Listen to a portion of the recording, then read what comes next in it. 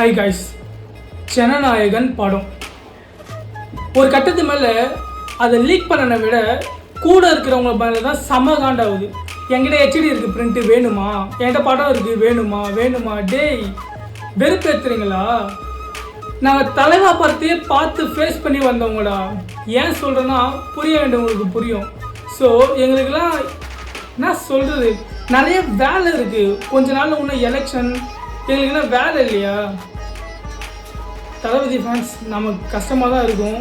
அப்படி இருக்கும்போது நம்ம எதெல்லாம் பார்த்து ஃபேஸ் பண்ணி வந்தோங்கிறது உங்களுக்கே தெரியும். ஒரு தளபதியை பிடிக்கும் நேசிக்கும்ங்கிறத தாண்டி ஒரு படக்குழு ஒரு சின்ன ஷார்ட் ஃபிலிமில் பண்ணணுன்னாலே எவ்வளோ கஷ்டங்கிறது பர்சனலாக எனக்கு தெரியும். ஒரு ஷார்ட் ஃபிலிமுக்கு சொல்கிறேன். அப்போ ஒரு படம்னா அது எவ்வளோ கஷ்டமாக இருக்கும் நீங்களே யோசிங்க. பாருங்கள், ஃபைன்லாம் எதுக்கு? அதுக்காக ஓகேவா? புரியுதா? புரியும்னு நினைக்கிறேன். புரிஞ்சா சரி.